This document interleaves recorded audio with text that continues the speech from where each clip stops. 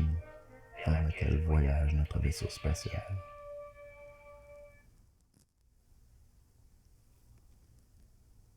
Est-ce que tu as déjà rêvé au moment où l'humain va devenir une espèce interplanétaire? Comme dans les films, on va aller en vacances sur d'autres planètes, on va rencontrer des extraterrestres. Puis nous aussi, on va pouvoir faire des dessins par rapport dans leur champ. Est-ce que tu penses que ça va arriver de notre vivant? Est-ce que c'est même possible? OK, si on s'imagine qu'il y a déjà des humains partout dans notre système solaire, à quoi ressemble l'organisation d'un party? Mon ami Marc se marie l'an prochain. Faut que tout le monde soit là. Si on commence avec la synchronisation. Ça a l'air simple, mais les planètes tournent pas à la même vitesse, ni sur elles-mêmes, ni autour du Soleil. La planète la plus près de la Terre, c'est Vénus. Une journée sur Vénus dure 243 jours terrestres. Sais-tu? Ça rend la conversion de temps juste un peu plus compliquée que, mettons, ajouter 6 heures pour savoir il est quelle heure à Paris.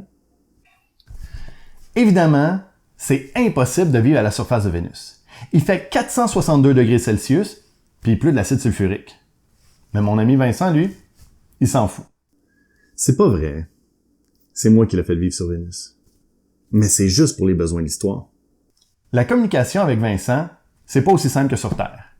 Comme les ondes radio voyagent toujours à la vitesse de la lumière et qu'elles sont plus près de la Terre, Vénus est à 38 millions de kilomètres, ben les messages prennent un peu plus de 2 minutes à se rendre.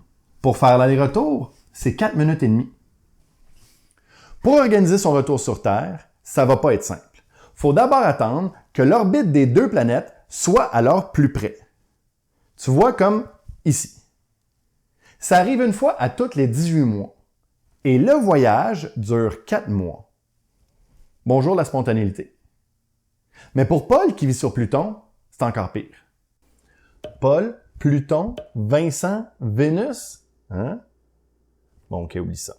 Donc pour Paul, les messages prennent 4 heures à se rendre. Le voyage, lui, 9 ans. Il pourra pas être là. Dans le fond, même pour Vincent, c'est un peu trop dernière minute. Et ça veut dire que Marc va être obligé d'annuler le mariage. Il y a personne qui va pouvoir être là. Ouh, sa blonde va pas être contente. Elle venait juste d'acheter sa robe. Mais faut pas s'arrêter à ça. On voulait aller plus loin, rencontrer du nouveau monde. C'est pas que j'aime pas mes chums, mais depuis que je suis tout petit, je voulais voir un extraterrestre. Ah! En 1977, on a envoyé la sonde Voyager 1 à l'extérieur du système solaire. Elle est présentement à 20 milliards de kilomètres. Les données qu'elle nous envoie prennent 19 heures à nous atteindre. Puis juste comme ça, elle est vraiment pas prête de rencontrer quoi que ce soit d'intéressant. Pas une planète avec un nouvel ami, pas une étoile, même pas une petite roche.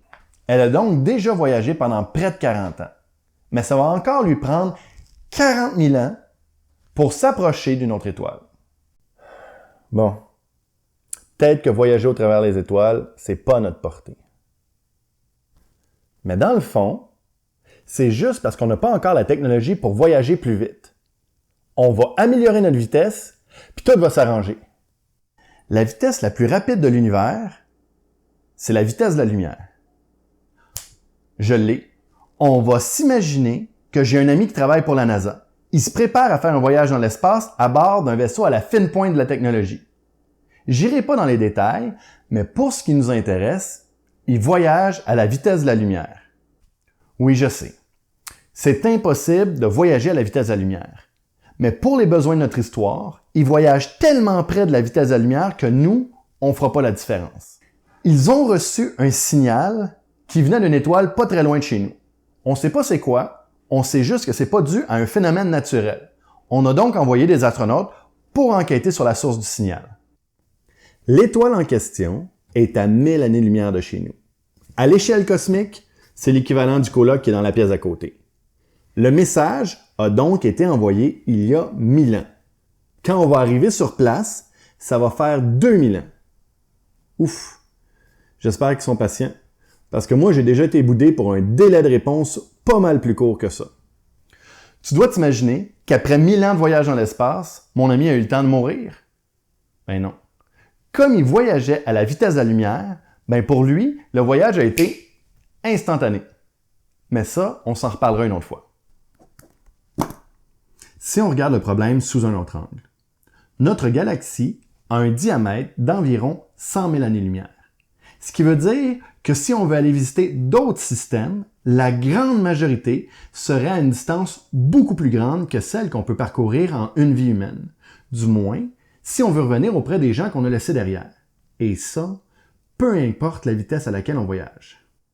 À moins bien sûr qu'on travaille aussi sur un moyen de vivre plus longtemps. Ah, mais pas aujourd'hui.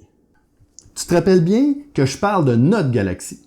Parce que des galaxies, il y en a des centaines de milliards. Ce qui veut dire que la grande majorité des planètes de l'univers sont à une distance beaucoup plus grande que celle qu'on pourrait parcourir dans le temps que la vie a existé sur Terre, soit 3,5 milliards d'années. Dans le fond, même s'il y avait des extraterrestres, je suis pas sûr qu'ils auraient eu le temps de nous envoyer un message. Encore moins de faire le voyage. Mais perds pas espoir. Dans une autre vidéo, on va regarder comment on pourrait jouer avec l'espace et le temps pour voyager encore plus loin. C'est tout pour aujourd'hui. N'oubliez pas que les références de tout ce que je parle sont dans les détails du vidéo. N'hésitez pas à laisser des likes, vous abonner, laisser des commentaires. Si vous voulez aller voir mon autre vidéo qui parle de la vitesse de la lumière, cliquez juste ici. Pour le reste, restez curieux.